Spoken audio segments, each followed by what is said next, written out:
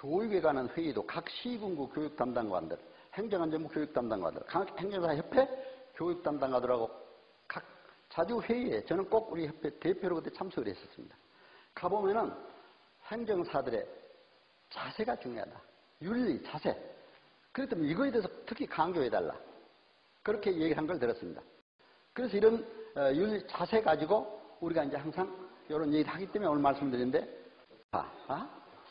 하면 이렇게 세 가지가 있다 하는 걸 아시고, 또 여러분들 저는 이제 일반 행사, 회사 행사, 또 외국 번역 행사도 저희들한테 교육을 받고 나서 또 하신 분도 있고, 또 특별 교육도 이렇게 받습니다만은 아주 열심히 하고 있습니다. 그래서 아주 감사하게 생각을 합니다. 자, 행정사 증가 수가 이제 이렇게 많이 증가가 됐습니다.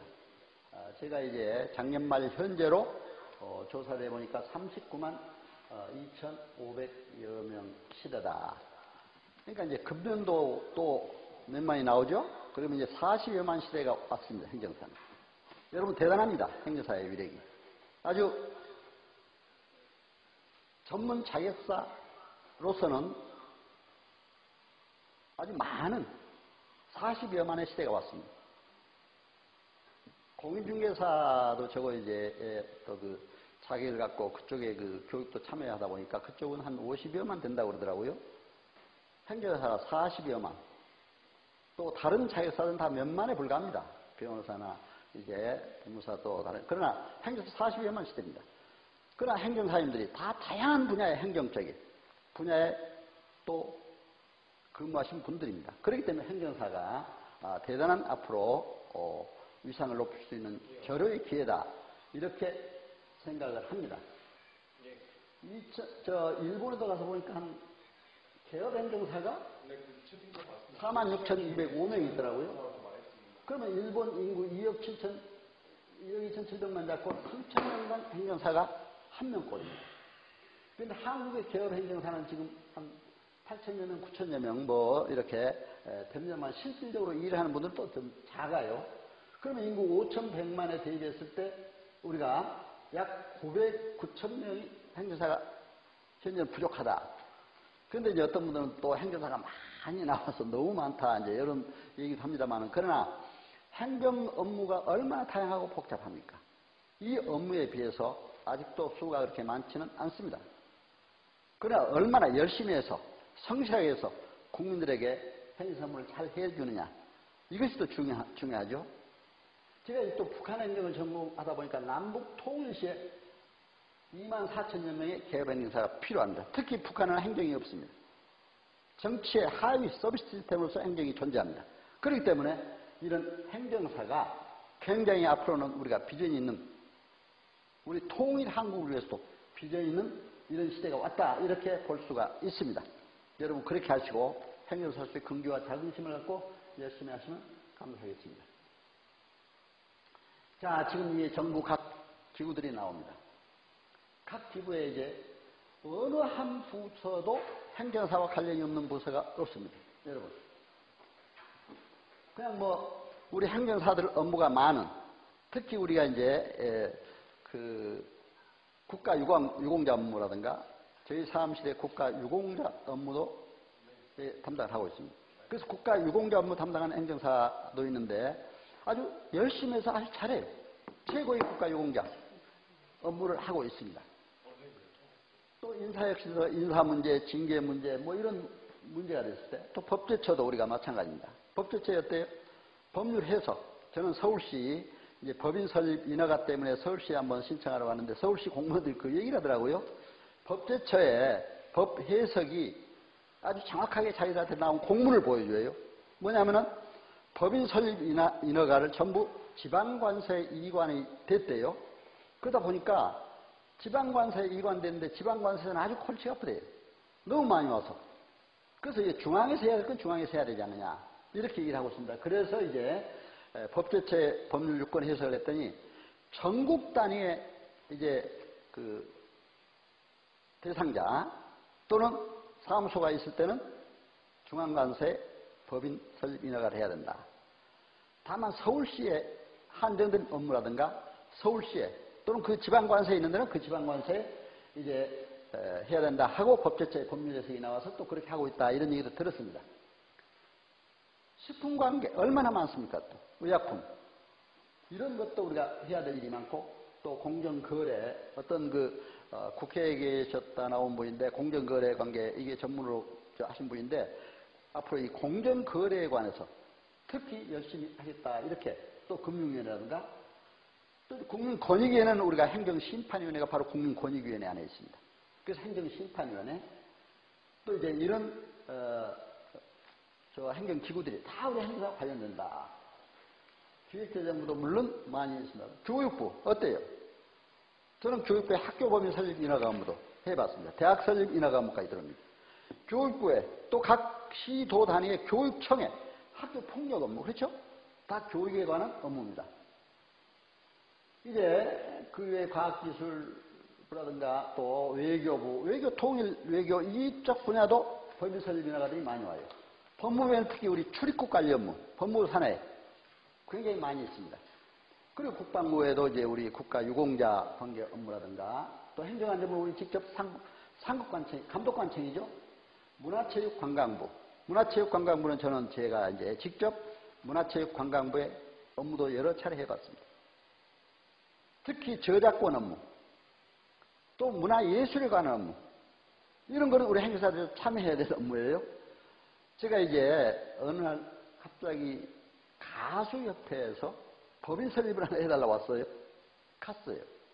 근데 갑자기 가수들 인터뷰를 해달라고 그러더라고요. 그래서 내가 무슨 인터뷰를 이렇게 갑자기 해달라고 하느냐.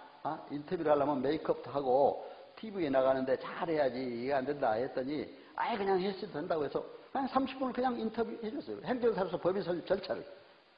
그러고 났더니 또 가수들만 모인 그런 TV에 나갈 거니까 노래를 한 곡 불러달래요, 나보고. 그 얼떨결에 노래까지 한 곡 불러요. 가요.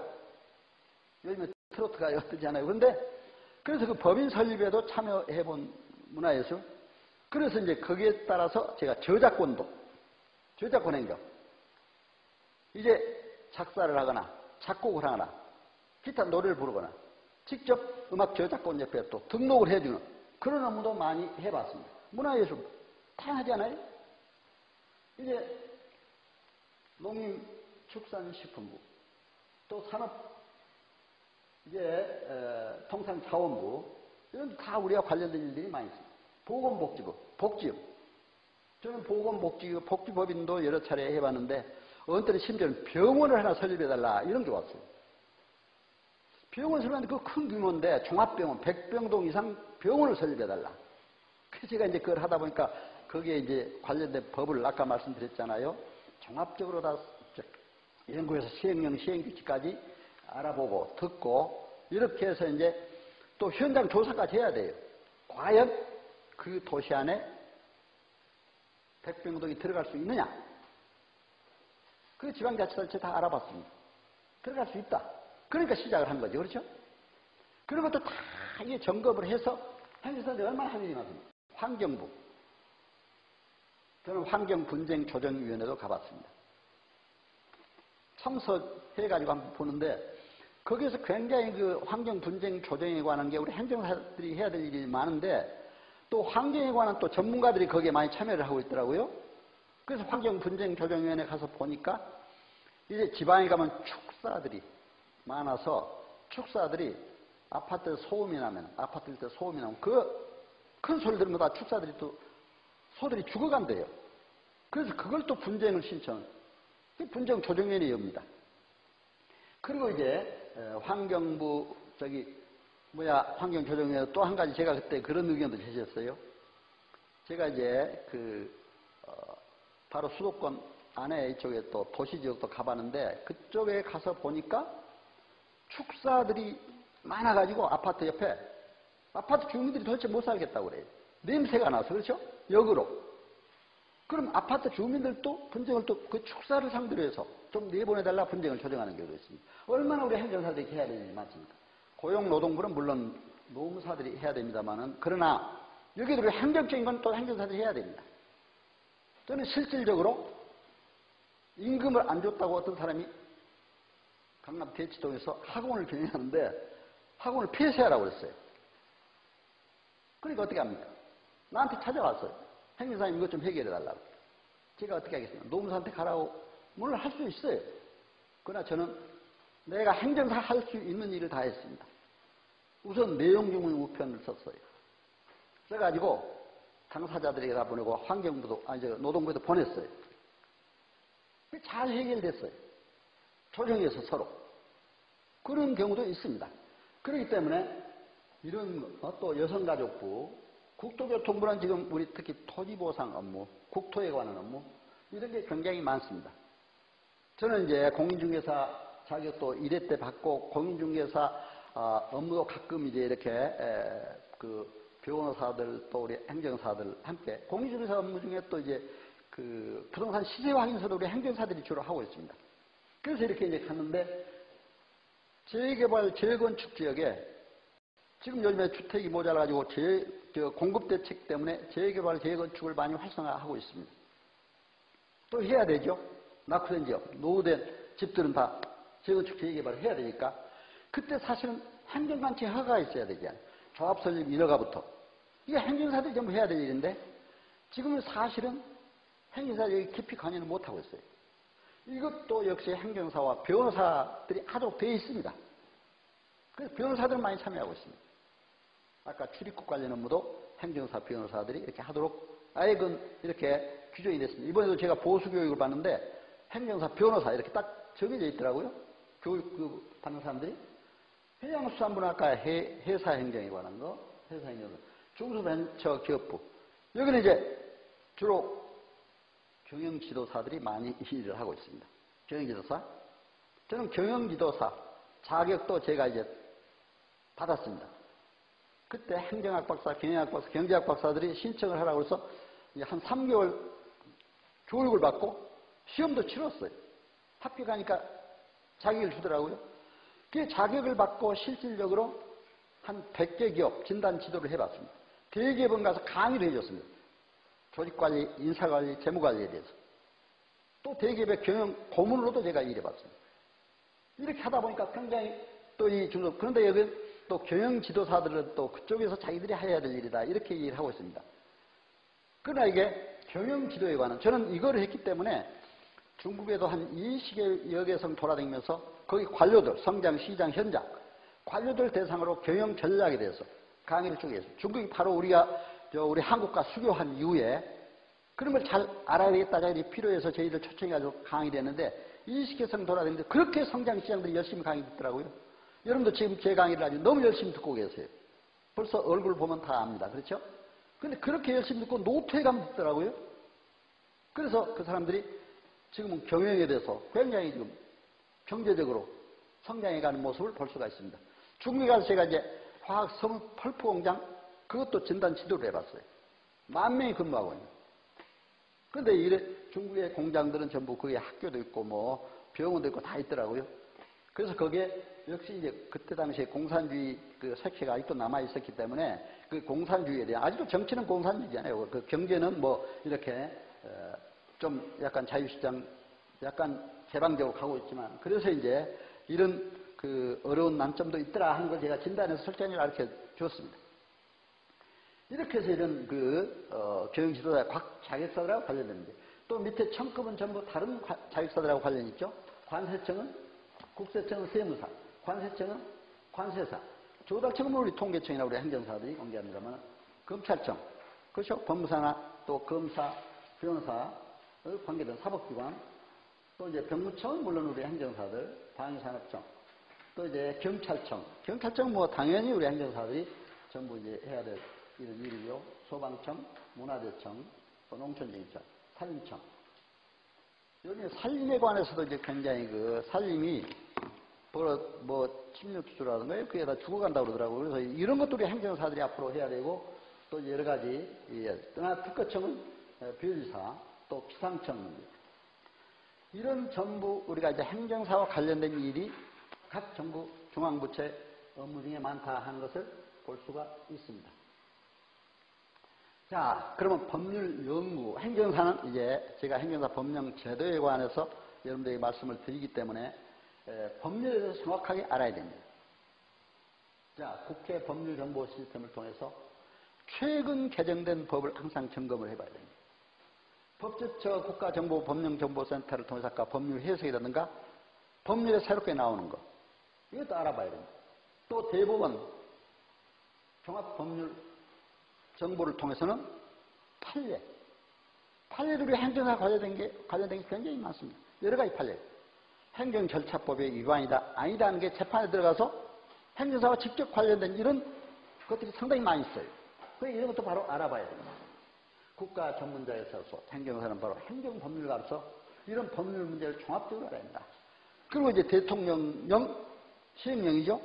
부령으로 나온 시행규칙, 지방자치단체 조례라든가 이런 것도 잘 우리가 알고 행정을 해야 된다. 오늘 첫 시간에 제가 종합적으로 법률에 대해서 알아야 될 분야들을 이렇게 말씀을 드리고 있습니다.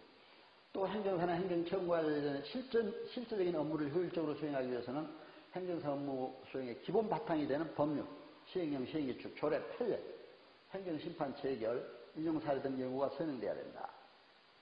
이제 시행령, 시행규칙에 보면은 아까도 말씀드렸지만 행정사 업무를 할 수 있는 구체적인 사항까지 나옵니다. 그렇기 때문에 반드시 우리 행정사들은 이런 전반적인 분야를 다 알고 이렇게 나가야 된다. 이렇게 볼 수가 있습니다. 자, 여러분, 이제 우리가 행정사로서 필수적으로 알아야 될 법률이 있습니다. 물론 우리가 행정사법이 중요해요. 행정사법 잘 알면 되죠. 행정사법은 이제 이따가 좀 더 구체적으로 말씀드리겠습니다만은 행정사 업무를 처리하려면 반드시 종합적으로 행정사와 헌법, 종합적으로 또 민법 문제, 또 행정법 문제, 행정사법, 행정심판법, 행정절차법, 비송사건 절차. 그렇기 때문에 필요하니까 바로 행정사 시험 과목이 됐습니다. 그렇죠? 민법 총칙, 행정법, 행정학개론. 그렇기 때문에 아까 제가 행정학교 개념도 제가 말씀드렸습니다만 이걸 알아야 종합적으로 행정사 업무에 도움된다. 민법, 특히 우리가 계약론, 행정절차법, 또 사무관련, 민원 처리에 관한 법률, 행정효율화 촉진의 균형을 관한 규정도 포함되어 있습니다. 이런 것들을 다 알아야 됩니다. 그리고 행정사 실무법, 행정심판 사례 및 비송사건 절차법. 비송사건 절차법은 사실은 지금 소송사건 이외에 여러 가지 사건들을 다 비송사건에 포함시켜서 지금 처리를 하고 있습니다. 그래서 이런 과목들이 이제 시험 과목에 들어있듯이 여러분은 종합적으로 이제 이걸 알아야 된다. 이렇게 할 수가 있습니다. 여기 화면이 잘 안 나오는, 괜찮아요? 네. 그래서 이제 여러분들이 이렇게 종합적으로 법을 알아야 되면 첫 시간이기 때문에 여러분들에게 저는 오늘 이렇게 종합적인 강의를 하는 겁니다. 그래서 다음 시간부터는 구체적으로 그 과목에 집중해서 출입국 관리 업무는 출입국관리법, 국제법 중심으로 출입국관리 실무, 그렇죠? 이렇게 다 할 겁니다. 토지보상에 관한 건 토지보상, 국가유공자, 국가보훈 대상에 관한 법률이라든가 이런 것 중심으로 이렇게 해 나갈 겁니다. 그렇기 때문에 오늘 제 강의를 종합적으로 이해가 되시면 이제 여러분들이 다음 강의에 참고가 되신다 해서 말씀을 드립니다. 헌법이란 뭡니까? 국민의 기본권을 보장하고 국가 통치체제를 규정하는 국가의 기본법, 이것이 최고의 법입니다. 기본 조직과 작용에 관한 법입니다. 기본 조직은 국민의 기본권과 관련되기 때문에 행정사들이 해야 될 일은 뭡니까? 행정법에서 행정처분, 행정행위로 인해서 국민의 기본권이 침해됐다든가 국민의 어떤 법적 불이익을 받았던가 손해를 받았던가 했을 때는 국민들이 거기에 배상도 청구할 수가 있고 손실을 받았을 때는 손실보상을 청구할 수도 있습니다. 그렇죠? 그렇기 때문에 특히 이런 걸 알아야 한다. 그래서 이제 기본 조직과 작용에 관한 법이다. 그 정부 조직법도 그래서 알아야 된다. 그래서 아까 정부 조직에 대해서도 말씀을 드렸습니다. 우리 헌법에는 총각의 민주, 평화, 통일, 국민 행복을 규정을 하고 있습니다. 또 이제 행정사는 국민 편익 위해 행복 위해 노력해야 됩니다. 그렇기 때문에 바로 헌법에 이런 것이 규정이 됐다. 그리고 행정사와 정부 조직법, 또 국가와 기본 조직인 정부 조직은 행정사 꼭 알아야 되기 때문에 아까 정부 조직에 대해서도 말씀을 여러분들에게 드렸습니다. 지금 이제 아까 중간에 기계고장으로 좀 이렇게 강의가 지연됐기 때문에 저는 좀 더 하다가 쉬려고 하는데 이제 쉬는 시간이라고 했더네요. 그래서 여러분 어떻게 좀 잠깐 쉬었다가 좀 쉬었다 하시면 괜찮겠어요? 여러분 동의해 주시면 좀 쉬었다. 그러면은 그러겠습니다. 여러분 잠깐 여러분 너무 열심히 청취해 주셔서 감사합니다. 한 10분 정도 쉬셨다가 점심시간 전까지 이렇게 열심히 하도록 하겠습니다. 고맙습니다.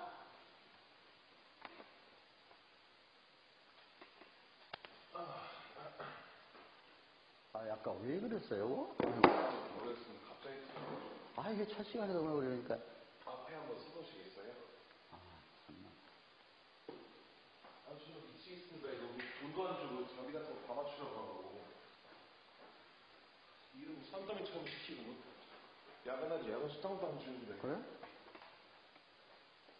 저 집에 못 갑니다. 집에도 못 갑니다. 저는 할 일이 너무 많아가지고 미치겠습니다. 우리 행정사들이 많이 해야 될 업무입니다. 저도 이 재단법인에 관해서 설립을 많이 해봤습니다. 또 이제 계약과 청약 이게 있는데 계약은 청약과 승낙이라는 두 개의 의사표시 합치로 성립하는 법률 행위입니다. 자, 우리가 계약서를 많이 씁니다. 계약에 관해서 많이 그래서 제가 항상 그런 질문을 해봐요. 공인중개사들이 쓰는 부동산 임대차 계약이라든가 또 매매계약서를 우리 행정사들이 쓸 수 있겠느냐 없겠느냐 이런 제가 질문을 한번 던져봅니다. 여러분 한번 쓸 수 있겠다는 분 손 한번 들어보시죠. 매매계약서나 임대차 계약서를 몇 분 들었습니다. 또 쓸 수 없겠다는 분 쓸 수 없겠다. 이게 두 부분 다 일리가 있고 맞아요. 왜? 사실은 행정사는 우리 행정사법 2조에 보면은 계약서를 쓸 수 있도록 되어 있습니다. 그러면 공인중개사 쓰는 계약서, 단순한 임대차 계약서, 매매계약서 써주는 거는 할 수 있다 이거죠. 그러나 중개 행위를 하면은 공인중개사법 위반입니다. 중개 행위라는 게 뭡니까? 집도 가서 보여주고 또 중개 보수도 받고 또 가격도 조정하고 그렇죠? 그러니까 공인중개사들은 계약서는 반드시 밑에다가 공인중개사 서명을 하게 되어 있습니다. 서명만 안 하다가 공인중개사들이 또 업무에 어떤 정지도 당하고 또 자격 취소 당하는 경우가 있어요. 중요한 거 서명을 못했을 때. 저는 그런 것도 한번 해결해 줬습니다. 공인중개사들이 업무 정지 3개월 정지되는데 행정심판을 해서 좀 풀어달라. 제가 그것도 잘 해결해 준 적이 있습니다. 그리고 행정사들은 다양하게 업무를 왜냐하면 행정기관으로부터 업무 정지를 당했기 때문에 행정기관의 이의신청이나 행정심판, 우리 공인중개사 행정사들이 할 수가 있다. 이렇게 볼 수가 있습니다. 그러니까 여러분 단순한 계약서 써주는 건 괜찮은데 중개 행위를 하면 공인중개사법 위반이다. 여러분 그걸 아셔야 돼요. 되게 시골 가서 보면요. 시골 같은 데는 부동산 등기 업무를 법무사들이 하지 않아요? 그래 법무사한테 가서 다 써달라고 한다고 그러더라고요. 계약서를. 법무사들이 써주는 경우 등기까지 함께 하니까. 그리고 당사자 간에 서로 어떤 중개사 거치지 않고 서로 계약을 해서 그 계약서를 법무사가 써가지고 바로 등기를 해버리는 경우가 또 많다고 그러더라고요. 그러나 그건 엄밀하게 따지면 사실은 만약에 그게 문제가 됐을 때 보호받기가 힘듭니다. 공인중개사 반드시 실거래가 신고도 하고 또 임대차 계약하면 요즘에 신고까지 하도록 되어 있잖아요. 그렇기 때문에 잘못하다가는 오히려 그게 법의 위반이 될 수가 있죠. 합종행위, 공동목적을 위하여 평행적, 구심적으로 방향을 갖춘 두 개 이상의 의사표를 합쳐서 이게 법인 설립 행위. 법인 설립 행위. 이것이 바로 합동행위 중에 중요한 의미가 될 수가 있다. 이렇게 볼 수가 있습니다. 우리 민법상 법인 설립 어떻게 됩니까? 행정기관의 허가를 얻음으로써 법인을 설립할 수가 있다. 행정기관의 허가니까 민법상 법인은 반드시 허가를 얻어야 되니까 행정사가 해야 됩니다. 그러나 이제 영리법인의 경우, 주식회사나 한명회사, 합자회사, 유한회사 이런 영리법인의 경우는 상법이 또 적용이 많이 되잖아요. 상법상 법인. 거기는 또 이제 변호사나 법무사나 또 등기까지 해야 되니까 법인 등기까지 거기에서 많이 관여하고 있는 걸 볼 수가 있습니다. 그러나 우리 행정사들도 할 수도 있어요. 그렇죠? 한명회사 또 유한회사라든가. 그래서 이제 이런 것들을 여러분들이 알고 그러니까 상법도 알아야 되겠더라고요. 이런 종합적인 법을 이해하기 위해서는. 그래서 잠깐 말씀을 드렸습니다. 자, 그러면 행정사와 행정법. 행정법 우리가 필수적으로 알아야 됩니다. 행정이라는 게 공법이라고 그랬죠? 행정에 관한 고유한 공법. 행정주체의 조직 작용에 관한 법이다. 여러분들 헌법도 그렇잖아요. 그러니까 헌법에 다 기본이 있잖아요. 국가의 기본 조직과 작용에 관한 법. 그렇죠?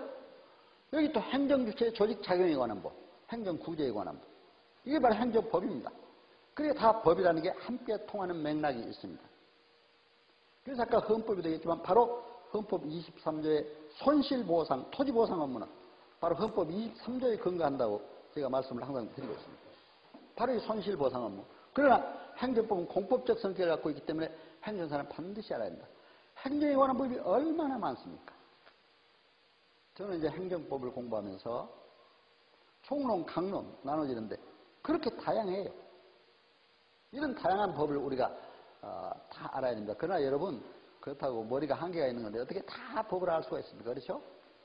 업무 처리하면서 하나하나 바로 부딪히면서 그 법률, 근거 법률, 관련 법률을 찾아서 여러분들이 시행령, 시행규칙까지 보다 보면 행정사무를 다 할 수가 있다. 이렇게 봅니다.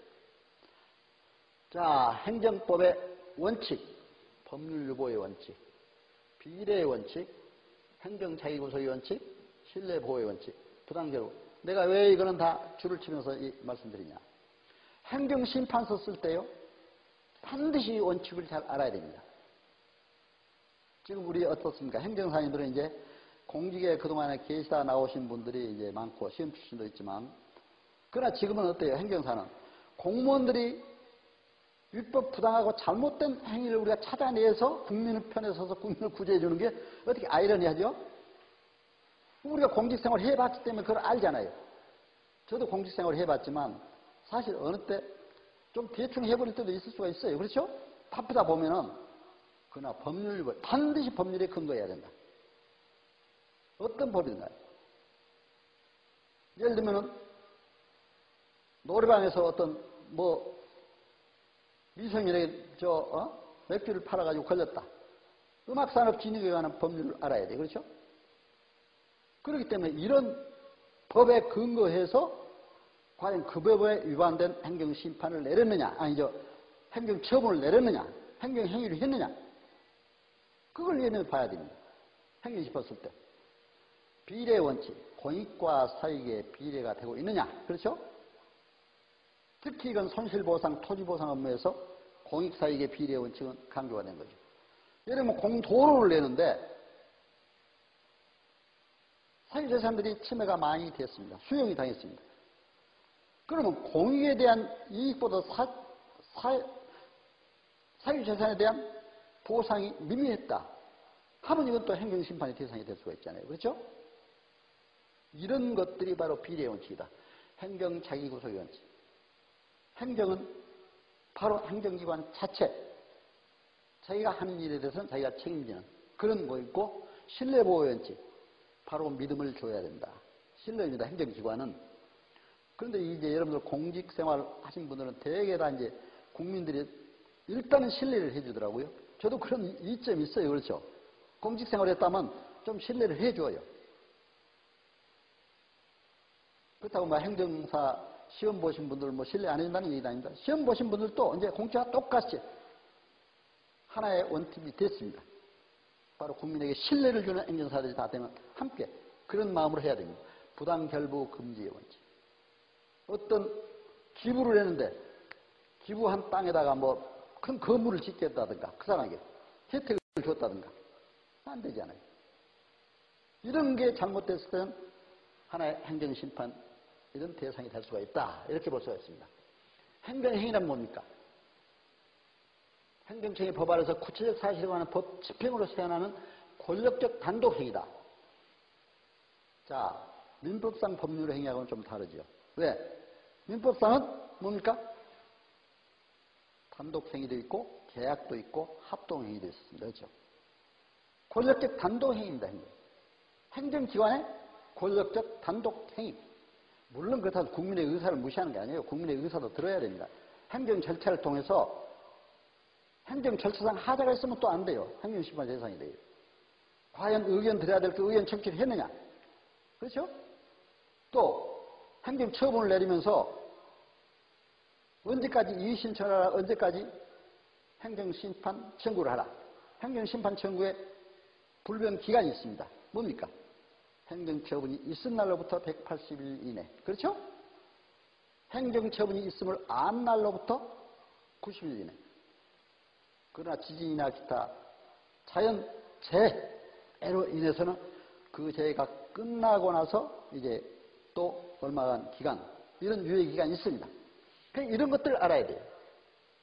그래서 이제 이러한 우리 행정행위를 알고 권권력 발동에서의 단독행위임을 알고 여러분들의 행정처분, 행정심판 쓸 때 이런 게 다 참고해요.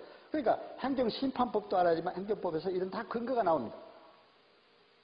자, 행정행위의 특수성, 법에 적합해야 된다. 아까 법률유보의 원칙 같죠? 반드시 법에 적합. 공정해야 된다. 항상 제가 아까도 공정, 행정사는 공정성, 공익성을 강조했습니다. 우리 윤리 강의에도 공정성, 공익성, 신뢰성, 국민에게 신뢰를 주는 강조를 하고 있습니다. 실효성, 내용 실현이 담보돼야 돼요. 자, 행정기관이 땅에서 달에다가 다리를 놓는다. 실현성이 없잖아요. 그건 행정행위로 볼 수가 없잖아요. 그렇기 때문에 실현성이 있는 그거 있어. 확정성. 확정이 되면 다툴 수 없는 행정기관. 불가 변력. 변경할 수도 없고, 또 구제제도. 행정구제제도는 이제 행정소송과 행정심판이 있죠. 그렇죠? 그래서 이제 행정구제제도로서 그럼 이제 여기서 행정심판은 행정기관에서 한다. 아까 국민권익위원회는 행정심판, 또 각 지방 자치단체 행정심판위원회가 있죠. 이렇게 한다. 이렇게 보면 됩니다. 그래서 이제 또 국가배상법 2조하고 헌법 23조를 여러분들이 잘 구별을 할 줄 알아야 돼요.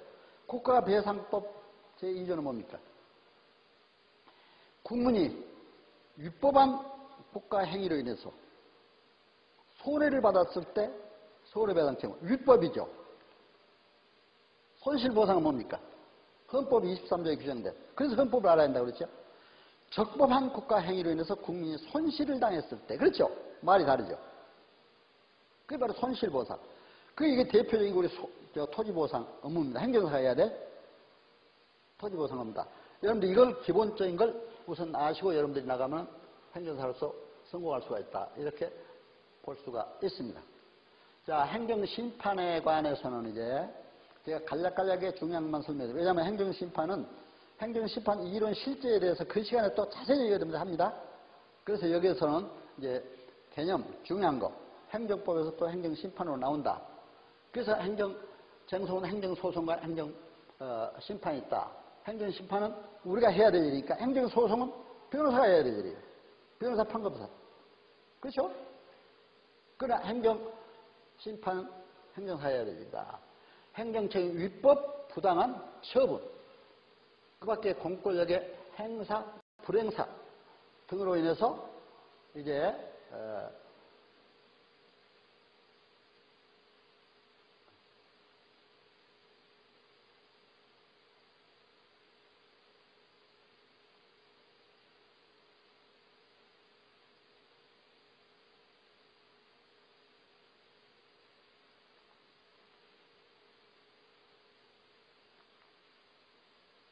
자, 그래서 이제 아까 행정심판에 관해서 잠깐 여러분들에게 이제 그런 행정심판위원회에서 한다는 걸 말씀드렸고요.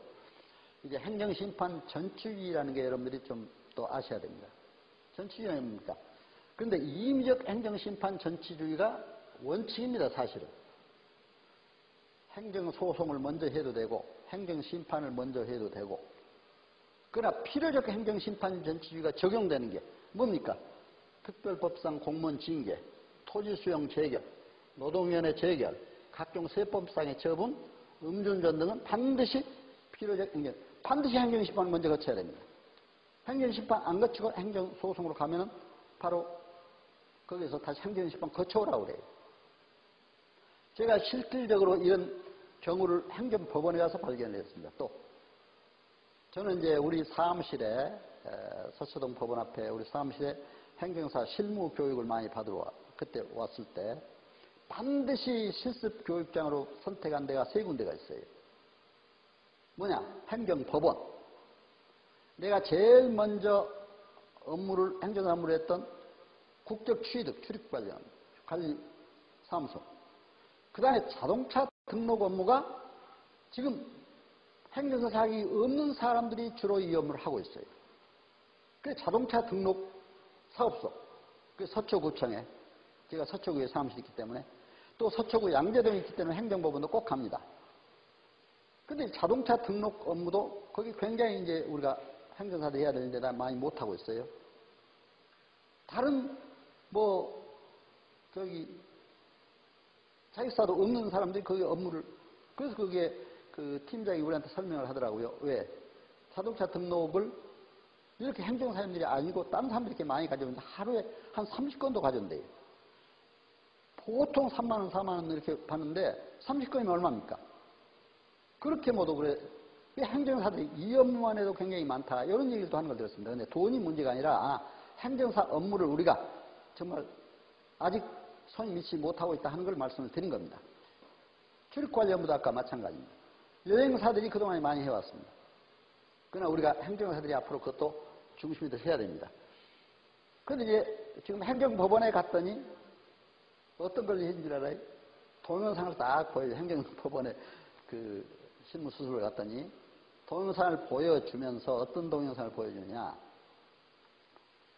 처음에 음주운전에 걸려서 면허 취소 당한 사람이 행정소송을 제기해 왔어요. 소송을 받아들였겠어요? 안 받아들였겠어요? 행정심판을 거쳐오라고 그래야 되잖아요. 행정심판. 그래서 행정심판에 갔더니 그게 우리가 이제 조금 이따 행정심판 대리권에 대해서 얘기하겠습니다만 대리권이 없다 보니까 그냥 써서 내고 대행을 하다 보니까 변론할 기회도 없고 가서 실제 어떤 증거도 구체적으로 제시할 수도 없고 하니까 행정심판에서 졌어요. 바로 기각당했죠. 그래가지고 이제 행정소송으로 제기했습니다. 행정법원에. 그 사건을 동영상으로 보여주더라고요. 그런데 행정소송으로 제기했는데 그 이제 사건을 구체적으로 얘기하더라고요. 동영상에서. 술을 잔뜩 먹었는데 대리운전기사를 불렀대요. 대리운전기사. 대리운전기사가 운전을 했는데 처음에 약정한 금액보다도 훨씬 거리가 멀어가더래. 그러니까 대리운전기사가 돈 더 달라고 하니까 차 주인은 돈 못 주겠다. 서로 그렇게 이제 갈등이 생겼어요. 그래서 이제 대리운전기사가 화가 나니까 그냥 에이 그럼 돈 안 받아도 좋다고 내려버렸어요. 그러니까 자기가 운전대 앞에 앉아가지고 이제 이렇게 흔들어 본 거예요. 내가 갈 수 있나 못 갈 수 있나. 그때 당시에 바로 경찰관이 와서 잡았습니다. 음주 측정을 했습니다. 취소 기준이 훨씬 넘었습니다. 음주 취소 기준. 취소가 됐어요.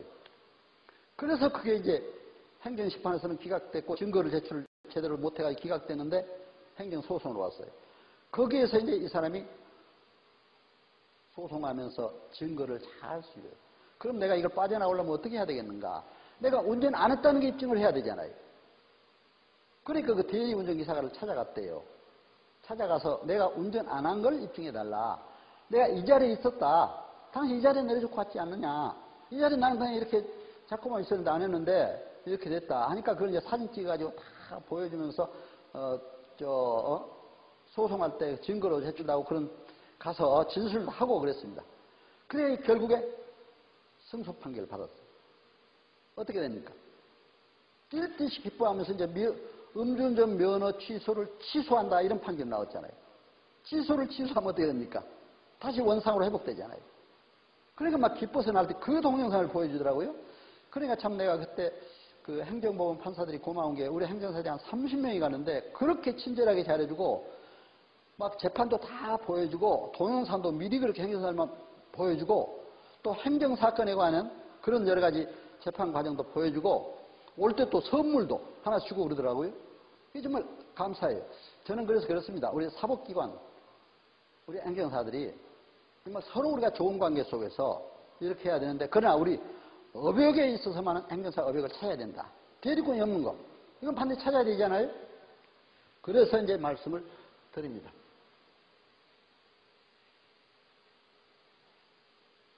자, 행정심판 대리권. 그렇죠?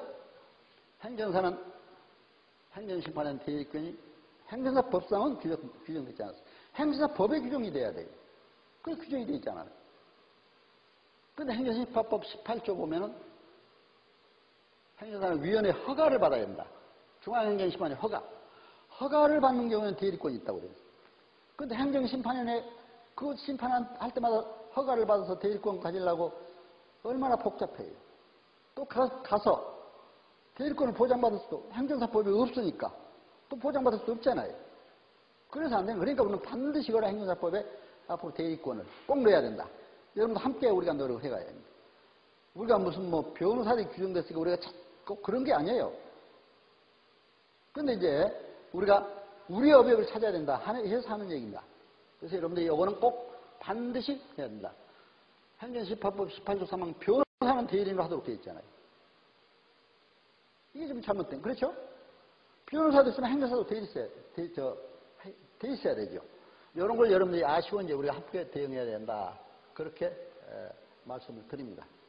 행정심판에는 취소심판, 무효행심판, 의무행심판, 행정소송. 그래서 이제 되게 취소심판이 대부분입니다. 이거는 이제 행정심판 이론 절차에서 주로 이제 여러분들이 할 겁니다. 행정심판법. 요거 아까 말씀드렸죠? 행정처분이 있음을 알게 된 날부터 90일 이내. 아까 말씀드렸죠? 천재지변, 전쟁 등 불가피한 사유로 행정을 청구할 수 없을 때는 14일 이내. 그렇죠? 소멸된 날로부터. 행정처분이 있었던 날로부터 180일 지나면 행정처분을 할 수가 없습니다. 저는 어떤 사람이 어디 구청에서 영업정지 처분을 다 했다 해가지고 행정심판 좀 해달라고 왔어요. 처분서를 보니까 처분한 지가 180일이 다 돼가요. 한 이틀을 남았어요. 그런데 그걸 가져왔더라고요. 여러분 어떻게 합니까? 여러분 할 수 있겠어요? 자신 있으면 한번 하세요. 그렇죠? 자신 있으면은 맡아서 이틀 동안에 팍 심판 쓰고 해서 넣을 수 있으면 자신 있으면 모르는데 만약에 자신 없으면 했다가 만약에 늦어가거나 잘못되면 각하돼 버리잖아요. 행정심판 자체가. 그러면 잘못하면 이 사람들이 왜 맡아가지고 그렇게 했느냐. 오히려 손해배상 처분을 받을 수가 있어요. 항상 조심해야 된다. 그렇죠? 저는 실질적으로 그런 걸 많이 봤습니다. 그렇기 때문에 항상 이런 건 조심해야 한다. 기간을 잘 알고 여러분들이 해야 된다 해서 말씀을 드립니다. 청구인의 적격, 또 이것도 이제 그 행정심판 이론에서 여러분들이 구체적으로 하겠습니다만은 이제 행정심판위원회는 중앙행정심판위원회, 또 이제 당의 행정청이 도는 심판위원회, 시도지사 또 심판위원회 이렇게 있습니다. 그래서 이제 이런 행정심판위원회 이제 예를 들면은 여기 종로 구청 산하의 음식점이 영업정지 처분을 받았다. 가져왔어요, 우리 행정한테. 그럼 어떻게 해야 되겠습니까? 서울특별시 행정심판위원회 행정심판을 내야죠. 그렇죠? 거기에서 불복했을 때는 중앙행정심판위원회 가야 된다. 이런 얘기입니다, 여러분. 그래서 이런 걸 여러분들이 잘 아시고 하시면 된다.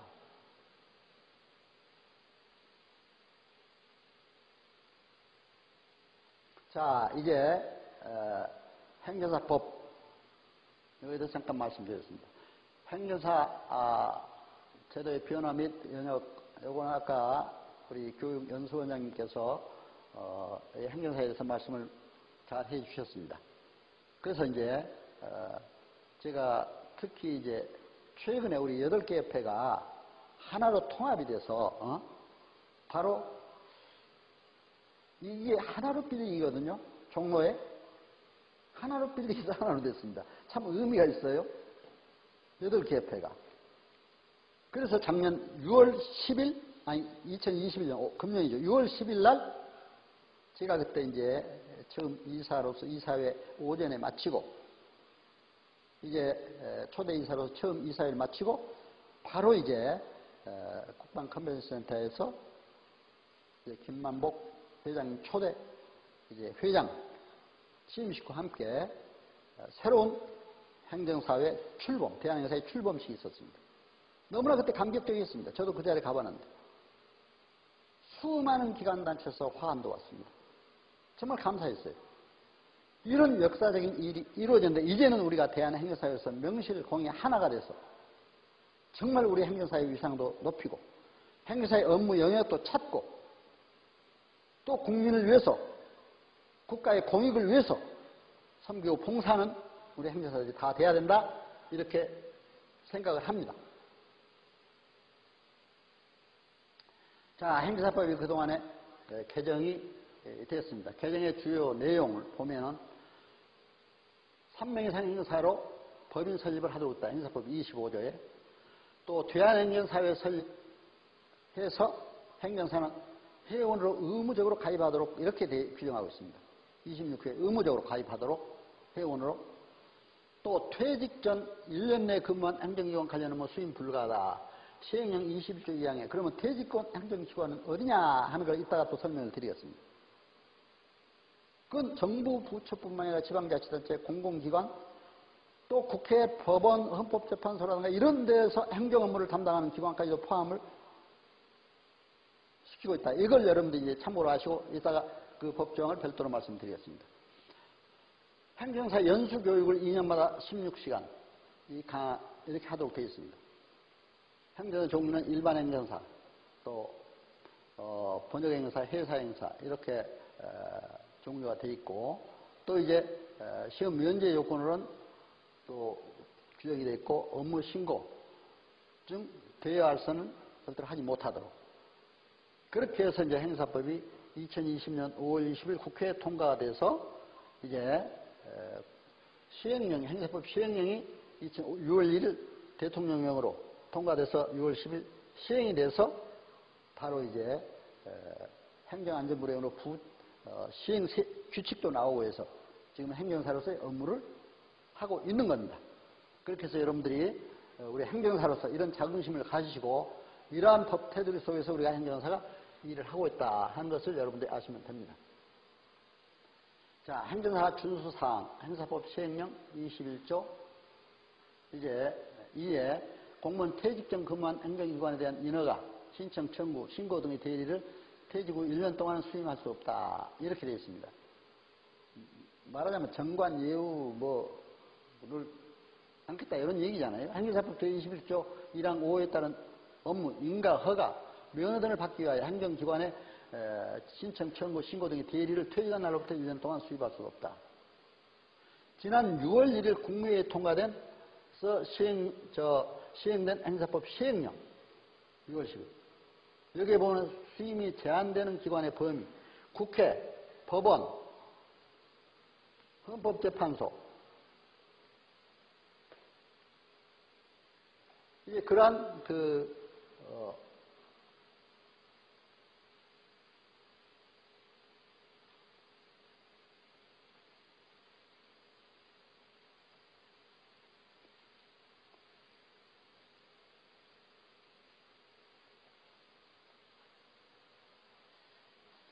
그렇게 이제 그런 행정기관으로 되어 있습니다. 자, 그러면 행정사법 내용을 보면 1조 목적은 아까 말씀을 많이 드렸습니다. 국민의 편익을 도모하고 행정발전에 이바지한다.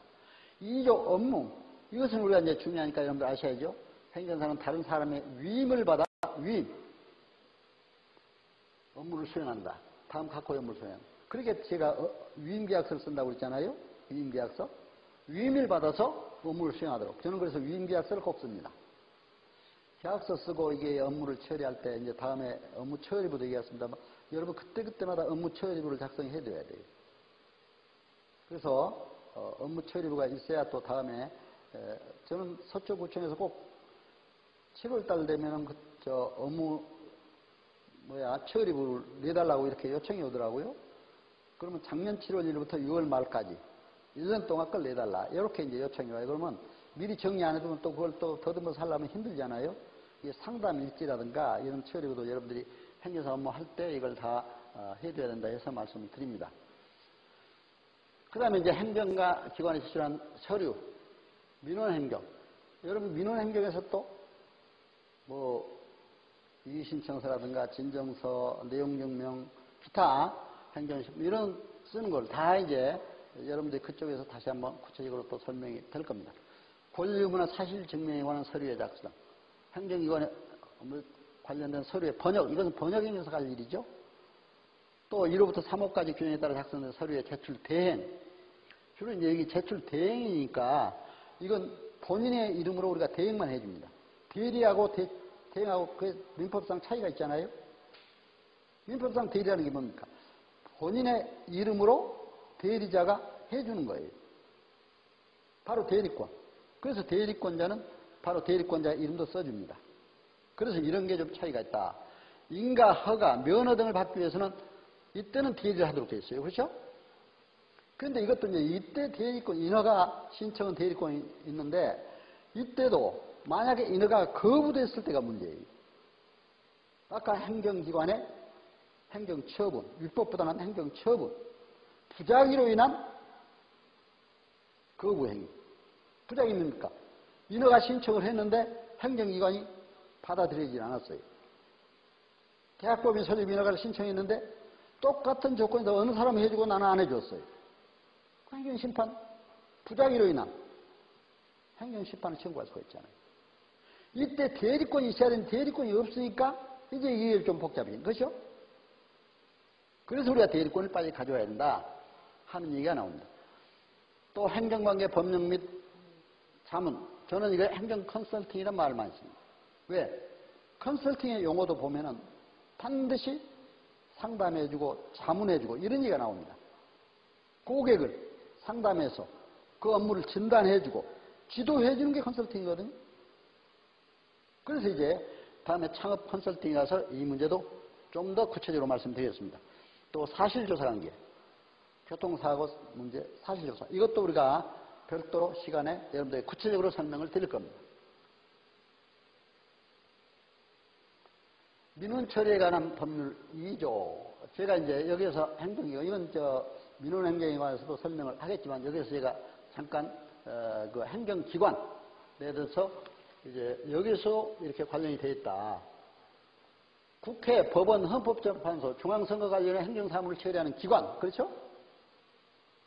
또 중앙행정기관, 대통령 소속기관과 국무총리 소속기관을 포함한다. 이렇게 되어 있습니다. 이게 지방자치단체와 그 소속기관, 대통령, 총리, 각부 장관, 이런 기관들은 다 행정기관이죠. 공공기관, 공공기관 운영하는 법률 4조에 따른 단체 또는 기관, 각 공공단체가 많잖아요, 지금 여러 가지. 지방공기업법에 따른 공사, 지방공사, 지방공단, 특별법에 설립 된 특수법인, 초등교육법, 고등교육법. 그렇기 때문에 아까 뭐예요?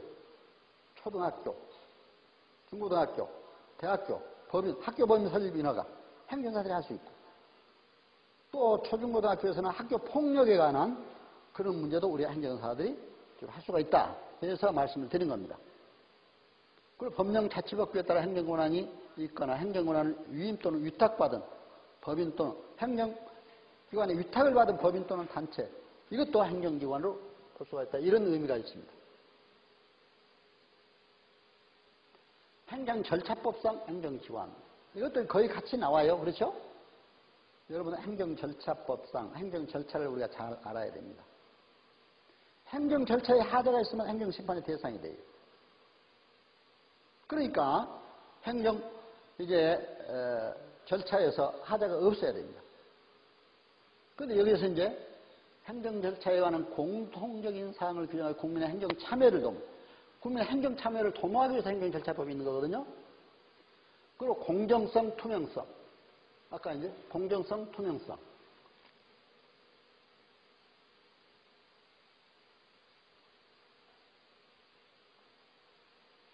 보장하는 바로 이게 국민의 권익을 보호하는 이거 행정사법과 모두 일맥상통하잖아요. 공익성, 투명성.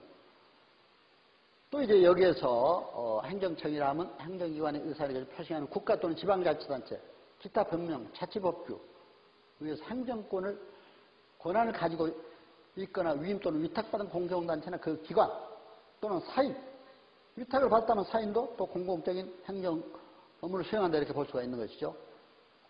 그리고 이제 행정처분이라면 행정청이 행하는 구체적 사실이라는 법 집행으로서 공권력의 행사, 그 거부와 기타 행사. 그러니까 행정권의 행사, 거부라는 것은 아까 부작위로 인한 거부죠. 그렇죠? 인허가 거부했다든가. 그리고 이제 행정절차는 행정지도라는 말이 납니다. 행정기관이 그 소관 사무의 범위 안에서 일정한 행정 목적을 실현하기 위해서 특정인에게 하도록 지도, 권고, 조언하는 것. 행정지도가 중요합니다. 미리 지도해야 해요. 권고해야 되잖아요. 요즘 코로나 시대에 질병관리청에서 미리미리 이렇게 하자. 미리미리 행정지도를 이렇게 좀 방역 대책을 철저히 지키자. 미리 홍보해서 국민들에게 알리는. 그리고 이제 행정절차법상 적용 범위는 처분 신고, 입법 예고, 행정 예고. 처분 신고는 행정처분이나 이제 신고 이런 게 되지만 입법 예고, 행정 예고. 입법 예고는 이게 행정상 입법 예고입니다. 그렇죠? 행정에 관한 법률을 제정할 때 반드시 입법을 예고해 줘야 돼요. 대통령이나 총리령, 부령, 지방자치단체 조례 이런 것도 입법 예고를 해줘야 한다. 행정 예고, 법이 아닌 행정 행위 이것도 반드시 행정 이제 예고를 해야 된다 이렇게 볼 수가 있습니다. 그래서 이제 여기에 특히 우리가 행정청에서 이제 이런 걸 할 때는 여러 가지 행정 절차상 하자가 없어야 된다. 반드시 예고돼야 되고 또 의견도 들어야 되고 이런 절차상의 하자가 있을 때는 행정심판의 대상이 될 수가 있다. 이런 것도 역시 이제 다음 각 세부 과목별로 더 구체적으로 나올 겁니다. 비송사건 절차법상 업무 범위 이건 아까 우리 시험 과목에 또 있는 과목이기 때문에 간략하게 설명을 드립니다만은 소송사건과 그렇죠? 구별되는 이런 사건을 보통 행정작용이라고 이렇게 할 수 있다. 그래서 비송사건 절차법이 변형되고 있다. 특히 판례에 따르면 법원의 관할에 속하는 비송사건 이건 다른 법률에 특별한 규정이 있는 경우를 제외하고는 모든 사건에 적용한다. 이렇게 되어 있습니다. 그리고 이제 비송사건 절차법상 주요 업무는 민법상, 상법상, 법인 설립, 해산, 청산 절차 등기, 신탁법상 신탁, 공탁, 감정에 관한 사건 등 이러면 법인 설립해가지고 해산, 청산할 때 분쟁이 생겼다. 또 이제 여러 가지 신탁법상 신탁에 관한 여러 가지 사건들, 또 감정 이런 게 잘못됐어요. 이런 거에 대해서 이제 법적으로 문제가 됐을 때 비송사건 절차법에 해당이 된다 해서 간단히 말씀을 드렸습니다. 자, 행정사 실제 업무 영역. 여러분 출입국 관리 여부는 반드시 아까 말씀드렸죠? 이제 우리가 행정사가 굉장히 해야 될 일이 많다. 또 행정심판 및 권리구제, 사실적 거짓말, 부동산 및 손실보상, 토지보상, 신고 및 자동차 등록 업무, 법인설립 인허가, 권리, 의무 계약, 민원행정. 역시 우리 행정사들이 해야 될 기본 이제 소양교육 시간에 제 다음 시간에 모두 이제 하나하나 이게 구체적으로 이어지니까 그때 가서 여러분들이 좀 더 구체적으로 들으시면 되겠습니다. 행정사의 윤리와 자세. 행정사는 이제 아까 자세에 대해서도 많이 말씀을 드렸습니다만 공공복리, 국민의 편익, 그렇죠? 공공의 이익, 행정적 권위, 전문자기사로서 이걸 가져야 되고 또 신의성실의 원칙, 민법상 신의성실의 원칙은 항상 다 통해요. 어디서나. 그렇기 때문에 이런 신의성실의 원칙이 중요하다. 또 행정사는 전문가로서 문화적 소양과 가치도 가져야 돼요. 사회 문화를 알아야 됩니다. 그렇기 때문에 사회 가치관, 문화 이런 것까지도 함께 알아야 된다. 행정법률 전문 지식을 가져야 된다. 인간관계와 3S 리더십 이런 것들이 있어야 된다. 특히 관계를 잘해야 돼. 인간관계가 성공의 85%라고 차지한다. 여러분 행정사님들 서로 우리가 좋은 관계를 맺도록 하십시오. 좋은 관계를 맺으면 반드시 성공할 수가 있습니다. 특히 좋은 관계를 하려면 어때요? 3S 리더십이 필요하다. 제가 이렇게 강조를 합니다. 셀프 리더. 자기 자신이 우선 남에게 신뢰를 줄 수 있는, 믿음을 줄 수 있는, 또 자기 자신 관리도 잘하는 사람, 건강 관리도 잘해야 되고, 지식 관리, 전문 지식을 잘 쌓고 있어야 되잖아요. 서번트 리더, 섬기는 자, 그렇죠? 섬기는 자로서의 이제 행정사가 되어야 한다. 국민을 편익을 도모하기 위해서 국민을 섬기는 자. 그리고 이제 슈퍼 리더로서의 서로 협력하는 행정사가 되어야 됩니다. 여러분, 대한 행사가 새로 발족했습니다. 8개표가 하나로 돼서 서로 협력해서 우리가 행정사의 발전을 위해 함께 노력해야 한다. 행정사 여러분도 마찬가지입니다. 슈퍼 리더로서의 서로 협력하는 자세가 필요하다. 그리고 이제 개인정보보호법상 개인정보 보호는 철저히 지켜야 된다. 그러나 공익에 필요할 때는 개인정보도 써야 돼요. 너무 개인정보 이렇게 하다가 잘못하면 그냥 또 그 행정사 홍보가 또 잘 안 될 수도 있어요. 행정사에. 그렇기 때문에 어느 정도는 공익에, 행정사의 공익에 필요하다면 어느 정도는, 그러나 이제 정부에서 개인의 어떤 구체적인 정보는 가능하면 삼가하는 게 좋다고 생각이 됩니다. 윤리 영역, 행정사가 아닌 사람 다른 법률을 배우는 이 업무를 하지 못한다. 마찬가지 이건 뭐 누차 정한 겁니다만은, 그러니까 변호사나 공무원사 행정사 업무를 할 수가 없잖아요. 행정사도 그렇기 때문에 다른 법률에 있는 거는 못 하잖아요. 소송 업무, 등기 업무, 중개 업무, 행정사의 업무, 할 수 있는 업무, 영업정지, 운전면허 취소 문제, 이건 아까도 몇 번 말씀드렸습니다. 할 수 없는 업무는 타 자격사와 관계된 업무들은 우리가 할 수 없다. 이렇게 볼 수가 있습니다. 행정사의 의무와 책임, 행정사는 위임받은 업무를 성실하게 해야 한다. 신의 성실의 원칙에 따라서. 그렇죠? 고의 또는 과실로 위임의 손상의 손해를 줘서는 안 된다. 정당한 사유 없이 위임을 거부해서는 안 된다. 아까 그랬잖아요. 정당한 사유가 있어야 돼. 그 위임을 거부하려면 정당한 사유가 있으면 절대로 안 된다. 또 당사자 한쪽에 어느 한쪽에 위임을 받았다가 또 다른 쪽도 위임을. 예를 들면 제가 학교 폭력을 하는데 가해자 학생 부모가 찾아왔어요. 좀 해달라고. 그런데 또 그 피해자 학생 부모도 찾아왔어요. 그러면 어떻게 해야 됩니까? 안 되잖아요. 그걸 안 된다 이겁니다. 그러나 두 당사자의 합의가 있으면 될 수가 있어요. 동의가 있으면 서로 좋게 합의하기 위해서 행정사에게 와서 이렇게 이렇게 합의했으면 좋겠다. 그렇죠? 그런 경우는 할 수 있다 이겁니다. 행정사 업무의 알선을 업으라는. 그래서 절대로 이러면 이제, 그러나 내가 할 수 없는 일을 전문가에게 이렇게 인계해주면 괜찮아요. 업무를 이렇게 해달라고. 그러나 알선이라는 건 뭐 브로커처럼 맨날 그 알선이나 하러 다니고 그러면 안 된다 이런 얘기입니다. 그렇죠? 그건 안 된다. 아까 업무 처리부 작성도 내가 말씀드렸습니다.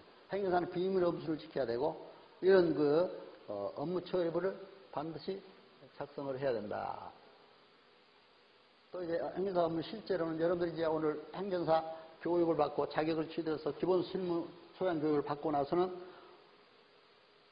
수료증이 나옵니다. 광역시도단체장으로부터. 그러면 기초단체장에게 이제 업무 신고를 해고 신고 필증이 나오면 세무서에 사업자 등록을 합니다. 출입국 대행기관은 별도로 또 등록한다고 그랬죠. 그렇게 해서 이제 행정사협회에 등록을 해야 됩니다. 우리 대한행사회에 등록을 해야만이 행정사업을 할 수가 있다. 그래서 이제 등록이 돼가지고 이렇게 행정사 할 수 있으면 그때는 상담하고 계약도 맺고 해서 행정사 업무를 처리하고 행정사 업무 처리부도 작성을 해야 된다. 이렇게 말씀을 드릴 수가 있습니다. 이거 좀 해줘. 오해를. 이거 왜 이렇게 나와버리죠? 이거.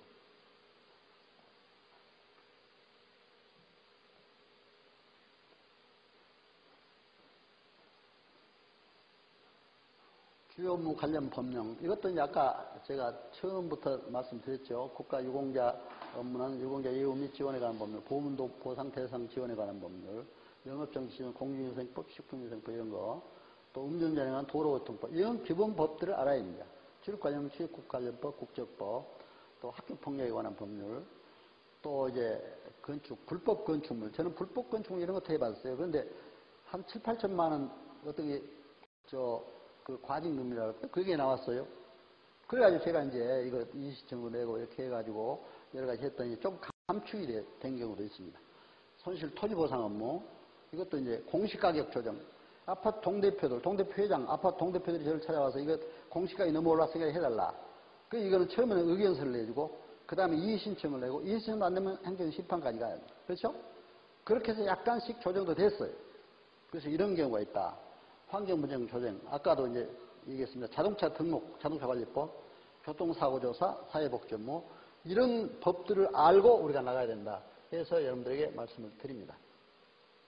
음주운전 처벌에 관한 건 이건 이제 음주운전 면허 시간에 구체적으로 할 겁니다. 그래서 여기는 표로 제가 혈중 알코올 농도, 취소 기준, 정지 기준을 설명해 놨습니다. 자, 이제 컨설팅 이것만 간단히 말씀드리고 마치도록 하겠습니다. 아까 기계 고장으로 조금 쉬었기 때문에 조금만 제가 더 말씀을 드리겠습니다. 이제 컨설팅이라는 게 굉장히 중요하다. 우리 행정사법 2조 6항에 법률에 대한 상담 또는 자문에 구한다. 바로 이것이 행정 컨설팅입니다. 진단 지도를 잘해줘야 돼요. 고객이 상담에 오면은 진단해서 그 업무를 진단해서 바로 처리, 지도를 잘 해줘야 돼요. 이게 컨설팅입니다. 그래서 이제 이 컨설팅의 개념은 국제노동기구에서는 조직의 목적을 달성하는 데 있어서 경영 업무상의 문제점을 해결하고 새로운 기회를 발견, 포착하고 학습을 촉진해서 변화를 실현하는 관리자와 조직을 지원하는 전문 서비스다. 자문 서비스다. 이렇게 됐어요. 진단, 쉽게 얘기하면 진단하고 지도해 주는 겁니다. 바로 이것이 컨설팅입니다. 그래서 이러한 컨설팅에서 잘 알아야 된다. 자, 이건 4차 산업혁명 시대에 대응하는 이런 걸 해야 된다. 마지막으로 이제 국민 편익 상담 설득 컨설팅 기법에서 유명한 아리스토텔레스. 바로 이런 얘기를 했습니다. 로고스적 설득 방법이 있고 파토스적 설득 방법, 에토스. 논리가 정연하고 지식이 있어야 돼요. 우리 행정사로서 최고의 법률가로서 지식을 보여줘야 됩니다. 상담해줄 때. 감성에 호소해야 돼요. 왜냐하면 그 사람이 어려움을 당해왔을 때 함께 어려움을 같이 느껴줘야 돼요. 그래야 그 사람이 더 여기 심리학에서는 아이덴티파이, 동일시 원칙이라고 합니다. 그렇죠? 이렇게 돼야 됩니다. 그리고 에토스, 가장 중요한 것은 이겁니다. 신뢰성. 바로 신뢰성을 줘야 돼요. 믿음을 줘야 됩니다. 그렇죠? 믿음. 그래서 저는 이 믿음이 제일 중요하다. 그래서 우리 윤리광령에도 공익성, 신뢰성을 또 신뢰성의 원칙 굉장히 강조를 하고 있습니다. 우리 행정사, 대한행사에 이제 새로 채택된 윤리강령에도 이런 게 나옵니다. 그래서 경영학자 피터 드라카도 인간 경영의 뿌리에는 근면과 진실, 사랑이 필요하다. 이런 삶의 자세로 여러분들 행정사로서 반드시 성공하는 여러분들 되실 줄 믿습니다. 저는 이제 이런 신뢰성을 볼 때 제가 너무 감사해요. 행정사를 하라고 하기 위해서 여러분들 약간 이제 유머러스한 얘기입니다만 제 이름이 완전한 한자 믿을 수 있자거든요. 완전히 믿어라. 참 이름이 공교롭게도 이렇게 됐어요. 그래서 야, 이거 행정사로서 그렇다고 제가 과연 뭐 남에게 100% 신뢰를 줬다 이런 장담은 안 씁니다. 그러나 신뢰를 주려고 노력은 해야 됩니다. 모두 국민들에게 신뢰를 주려고 노력하는 또 상담도 그렇게 해야 되고 그래서 우리가 허풍을 떨거나 또 사기를 치거나 거짓을 하거나 이러면 절대로 안 되잖아요. 그래서 이런 마음으로 가야 된다. 이렇게 보여집니다. 이제 결론적으로 최고의 전문가로서 행정사 여러분, 오늘 제 강의 잘 들으셔서 감사합니다. 이제 여러분 오늘 강의를 마치시고 이제 또 행정사로서 개업해서 큰 발전이 있으시길 기원합니다. 이제 기본소양교육 3일간 또 실습교육 이제 5일간 이렇게 받고 나서 여러분들 혹시 의문 나신 거 있으면 또 저한테 상담을 하셔도 됩니다. 저는 뭐 전화번호 공개합니다. 뭐 여러분 개인정보 뭐 하지만 그래서 여러분들이 상담하실 분이나 또 있으면 연락 주시고 또 제가 박완신 TV 유튜브 채널을 운영하고 있습니다. 박완신 TV 쳐서 들어가도 행정사에 대한 강의 내용이 많이 나가고 있습니다. 여러분들이 우리 대한행사의 또 홍보도 함께 하고 있습니다. 그러니까 여러분들이 그렇게 하시고 보시면 되고 저는 이제 010-3709-7156입니다. 010-3709-7156 혹시 전화하실 분 있으면 제 강의 교재 안에 넣었다가 설명을 해주시면 되겠습니다. 강의 교재도 제가 대한행사에 출범 이전에 교재 편찬 위원으로 들어가서 함께 교재 편찬을 우리가 여러 위원님들과 함께 했고 또 이제 첫 시간 행정사 법령 제도 이해에 대한 강의도 11페이지부터 40페이지까지 제가 직접 작성을 해서 올려놓은 겁니다. 그래서 여러분들 이제 그 내용에는 뭐 구체적인까지 다 넣다 보면 너무 분량이 또 많아지니까 그래서 요점 중심으로 넣었습니다. 그렇게 해서 이제 여러분이 오늘 2시간 동안 여러분들에게 말씀을 드렸습니다. 아까 중간에 첫 시간에 약간 기회 고장을 해서 강의에 조금 뭐였던 걸 여러분들이 이해하시고 또 이제 충분한 여러분들의 양해가 있기를 바랍니다. 여러분 저희 강의 잘 청취해주셔서 감사합니다. 여러분 건강하시고 행복하세요. 안녕히 계세요. 고맙습니다. 예, 감사합니다. 여러분 박수 아주 잘 받겠습니다. 감사합니다. 예, 손도 얹으시고 예, 건강하세요. 예, 감사합니다. 예.